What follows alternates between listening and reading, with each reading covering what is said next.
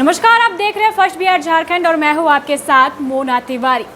अगर आपको किसी का कॉल आए और कहा जाए कि आपके परिवार के किसी सदस्य को अरेस्ट कर लिया गया है और उसे जेल भेजा जा रहा है, लेकिन अगर 1 लाख रुपए आप दे देती हैं तो उसे जेल नहीं भेजा जाएगा, क्या आप हड़बड़ी में 1 लाख रुपए दे देंगी?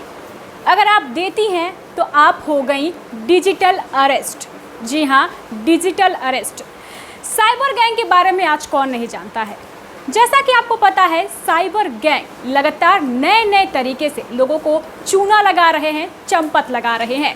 कई बार जागरूक किया गया, लेकिन लोग हैं कि मानने को तैयार नहीं है। अक्सर साइबर गैंग के शिकार बन जाते हैं और लाखों का चपत लग जाता है। लेकिन आज हम एक बार फिर आपको बोल रहे हैं कि सावधान हो जाइए। किसी भी अनजान कॉल को पैसा ट्रांसफ़र करने से पहले एक बार जरूर सोचिए, कहीं आपके साथ फ्रॉड तो नहीं हो रहा है।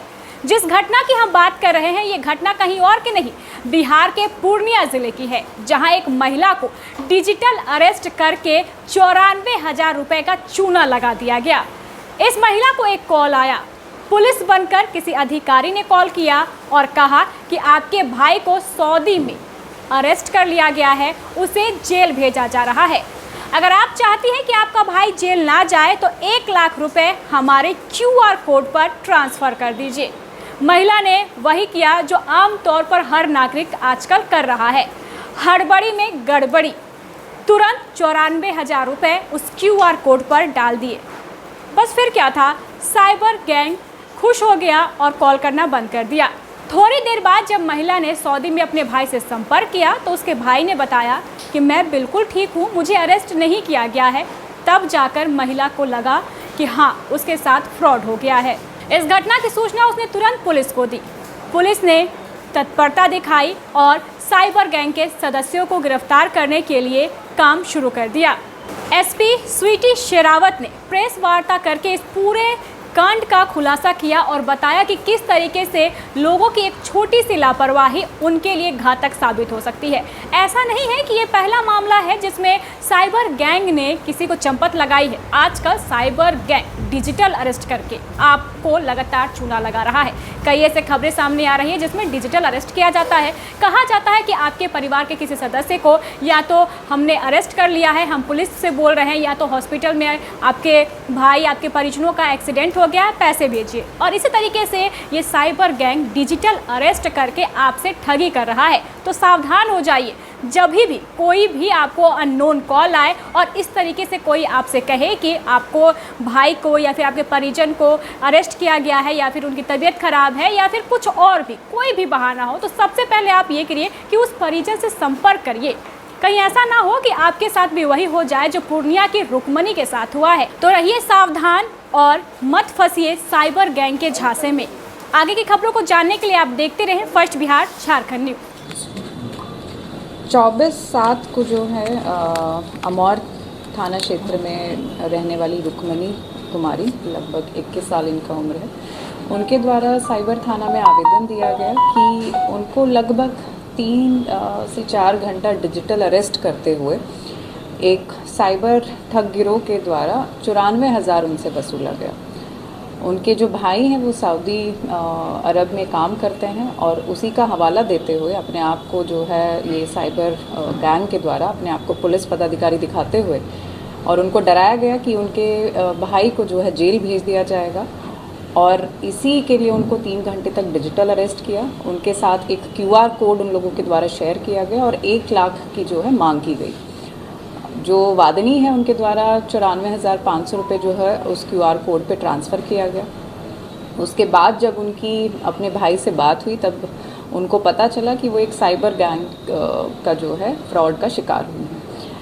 इसकी गंभीरता को देखते हुए DSP साइबर चंदन के नेतृत्व में एक टीम बनी। थाना अध्यक्ष और बाकी उनके साथ जो हैं उनके द्वारा इसमें अनुसंधान किया गया और इसका सफल उद्भेदन करते हुए एक लेयर, इसमें हम कहेंगे, उस लेयर को जो है इनके द्वारा 3 लोगों को अरेस्ट किया गया है। तीनों की गिरफ्तारी पटना से हुई है, जिसमें अरविंद कुमार, राणा आदित्य और गुड्डू कुमार, ये सभी पटना में पाटलिपुत्रा और राजीव नगर थाना क्षेत्र के अंतर्गत रहने वाले हैं। इस गैंग में इनका काम था कि नीचे लोगों को प्रलोभन देकर उनके अकाउंट्स खुलवाना और उन अकाउंट्स में जो भी साइबर फ्रॉड ये लोग करते हैं उस पैसे को ट्रांसफ़र करवाना। इसमें जो गुड्डू कुमार है, इनका मेन रोल था कि सभी अकाउंट्स को खुलवाते हुए अपनी ऊपर वाली लेयर को ये अकाउंट जो है प्रोवाइड करते थे और जो ऊपर लेयर के जो अभियुक्त सब हैं वो आगे इस अकाउंट्स का यूज़ करते थे।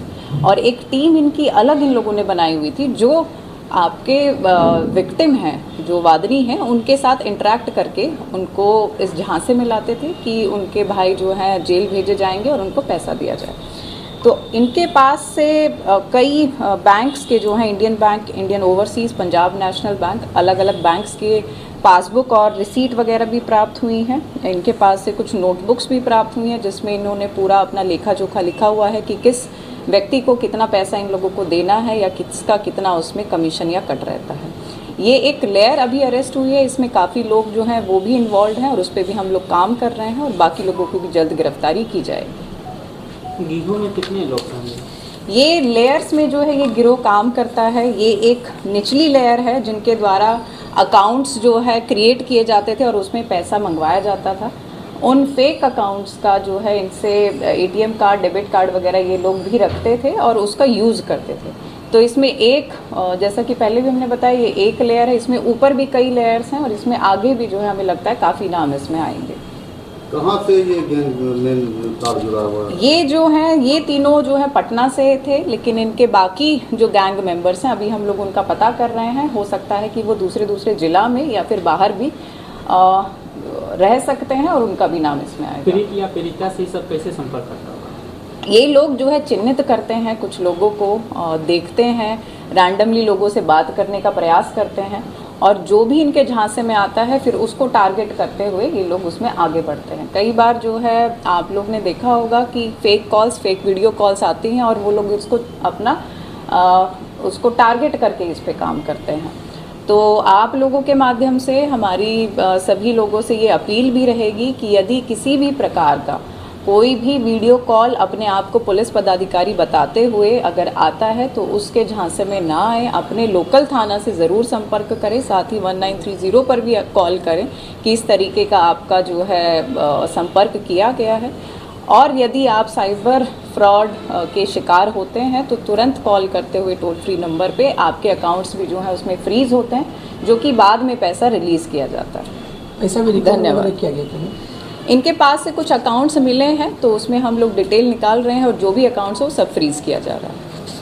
नेताजी सुभाष मेडिकल कॉलेज एवं हॉस्पिटल का ऑर्थोपीडिक विभाग बिहार के सर्वश्रेष्ठ ऑर्थोपीडिक विभागों में से एक है, जहां दुर्घटना या अन्य कारणों से फ्रैक्चर के मामलों का नवीनतम तकनीक से इलाज की सुविधा उपलब्ध है। NSMCH, अम्हारा, बिहटा, पटना।